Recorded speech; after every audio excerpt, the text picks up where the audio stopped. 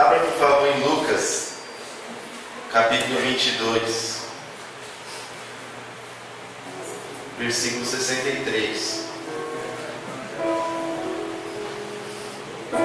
No mês passado, mês de janeiro, eu ministrei as mensagens 5 vezes. Fiquei impressionado, fazia tempos que isso não acontecia. Fiquei animado, né? E é gostoso quando você vê os irmãos que também ministram, desempenhando bem, você também se motiva a fazer. E tenho que confessar que dessa vez foi extremamente difícil preparar essa mensagem, porque o texto que nós vamos ler, ele mexe muito com o nosso sentimento com relação a Jesus, com relação a Deus, o amor que temos para com Ele e o que Ele tem para conosco. Então, Lucas 22, versículo 63. Todos acharam? A gente pode ler? Os homens que estavam detendo ou prendendo Jesus começaram a zombar dele e bater nele. Cobriram seus olhos e perguntavam: profetize, quem foi que lhe bateu? E lhe dirigiam muitas outras palavras de insulto. Ao amanhecer, reuniu-se o sinédrio, tanto os chefes dos sacerdotes quanto os mestres da lei. E Jesus foi levado perante eles. Se você é o Cristo, diga-nos, disseram eles. Jesus respondeu: se eu vos disser, não crereis em mim. E se eu vos perguntar, não me respondereis. Mas de agora em diante, o Filho do Homem estará sentado à direita do Deus Todo-Poderoso. Perguntaram-lhe todos: então, você é o Filho de Deus? Vós estáis dizendo que eu sou, respondeu ele. Eles disseram: por que precisamos de mais algumas testemunhas? Acabamos de ouvir dos próprios lábios dele. Então toda a assembleia levantou-se e o levou a Pilatos. E começaram a acusá-lo, dizendo: encontramos este homem subvertendo a nossa nação. Ele proíbe o pagamento de impostos a César e se declara ele o próprio Cristo, um rei. Pilatos perguntou a Jesus: você é o rei dos judeus? Tu o dizes, respondeu Jesus. Então Pilatos disse aos chefes dos sacerdotes e à multidão: não encontro motivo algum para acusar este homem. Mas eles insistiam: ele está subvertendo o povo em toda a Judéia com os seus ensinamentos. Começou na Galiléia e chegou até aqui. Ouvindo isso, Pilatos perguntou se Jesus era galileu.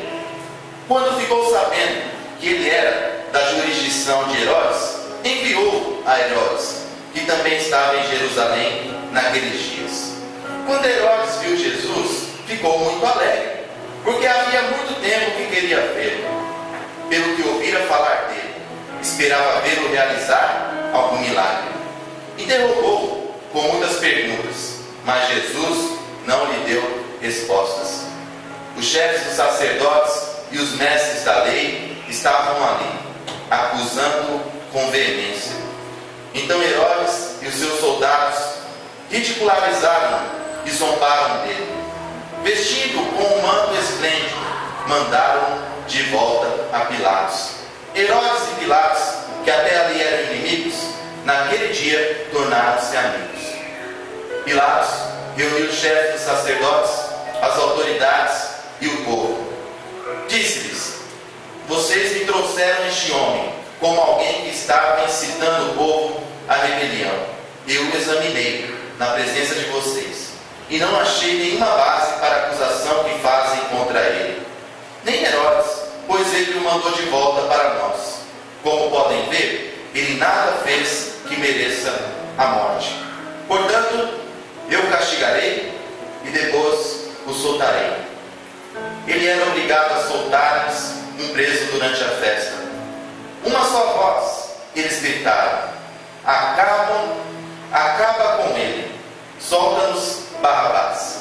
Barrabás havia sido lançado na prisão por causa de uma insurreição na cidade e por assassinato. Desejando soltar a Jesus, Pilatos dirigiu-se a eles novamente, mas eles continuaram gritando: crucificam, crucificam. Pela terceira vez ele lhes falou: por quê? Que crime este homem cometeu? Não encontrei nele nada digno de morte. Vou mandar castigá-lo e depois o soltarei. Eles, porém, pediram insistentemente, com fortes gritos, que ele fosse crucificado. E a gritaria prevaleceu. Então Pilatos decidiu fazer a vontade deles.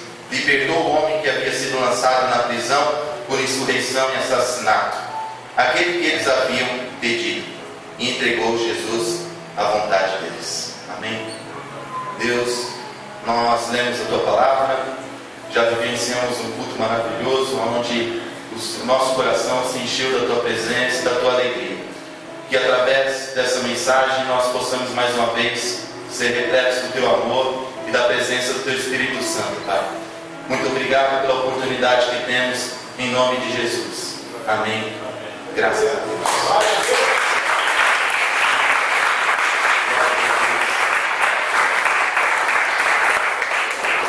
Uma das passagens mais dramáticas do Evangelho, da Bíblia Sagrada, acabamos de ler. Condenação e, por fim, execução da pena que sofreu Jesus Cristo de Nazaré. Foi feita justiça no ato que aconteceu ali? Jesus recebeu o que ele merecia, Jesus recebeu o que era digno a ele. Justiça, em uma conceituação bem simples, poderia ser dito: dar a cada um o que é seu.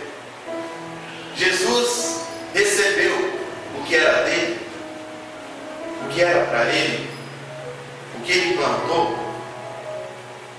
Nós não lemos, mas primeiramente Jesus já começa a reclamar do momento que ele foi preso.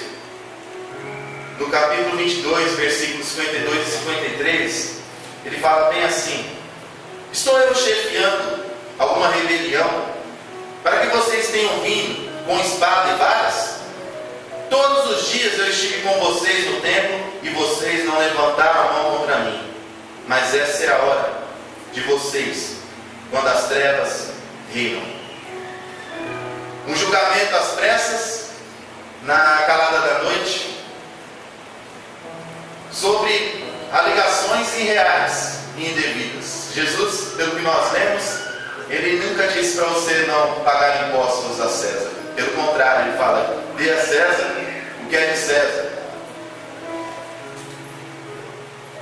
Uma forçação de barra, onde Pilatos e Herodes não encontraram motivo algum para acusá-lo, para prendê-lo, para executá-lo. Mas as pessoas, os sacerdotes, os fariseus continuaram a pressionar. E creio que a multidão, motivada por esses também, motivando-as, querendo que Jesus fosse crucificado. Foi feita justiça na pena aplicada a Jesus Cristo? Aristóteles fala de tratar os iguais igualmente e os desiguais desigualmente. Quando pensamos no julgamento de Jesus, será que poderia encontrar ali algum eco do que é justiça? A gente consegue olhar e falar: foi justo, foi merecido. Tudo que aconteceu com Jesus ali, o primogênito de Deus, nos adverte que na vida nós nem sempre receberemos o que merecemos, o que nos é de direito. Algumas vezes durante a sua caminhada, durante a sua vida, você vai receber coisas que você não mereceu. Você vai ouvir palavras que você não merecia. Você vai receber gestos que você também não merece. Mas Jesus também foi assim. Seremos premiados, recebendo julgamento, recebendo condenação, onde não merecemos. Mas com Jesus também foi da mesma forma. O Filho de Deus. Alguém diz: o que eu fiz para merecer isso? Talvez você já disse isso. Talvez você esteja dizendo isso. Tem pessoas que chegam a exclamar assim: eu acho que eu taquei pedra na cruz. Não é possível. Eu devo ter tacado pedra. Porque tudo que eu estou passando, nessa vida eu não encontro motivo para tanto. Deve ter sido de uma outra vida. Não pode ser nessa. Mas assim é a vida. Nem sempre receberemos o que merecemos. Lemos que os soldados zombaram de Jesus, no versículo 63, 64 e 65. Os homens que estavam detendo Jesus começaram a zombar dele e a bater nele. Cobriram seus olhos e perguntavam: profetize, quem foi que lhe bateu? Já que você sabe de tudo, já que você tem as respostas, já que você é o Filho de Deus, me diga quem foi que bateu. E lhes dirigiram muitas outras palavras de insulto. Alguém como Jesus, que vivia para fazer o bem, curava os doentes, expulsava os espíritos imundos, ministrava palavras de amor e paz, saciava a fome daqueles que não tinham alimentos, agora sendo brutalmente espancado, açoitado com palavras irônicas, ridicularizado publicamente. O que ele fez para merecer isso? Nada. Não fez nada. 1 Pedro, no capítulo 3, versículo 17, diz assim: é melhor sofrer por fazer o bem, se for da vontade de Deus, do que por fazer o mal. Pois também Cristo sofreu pelos pecados, uma vez por todas, o justo pelo injusto, para conduzir-nos a Deus. Ele foi morto no corpo, mas vivificado no Espírito,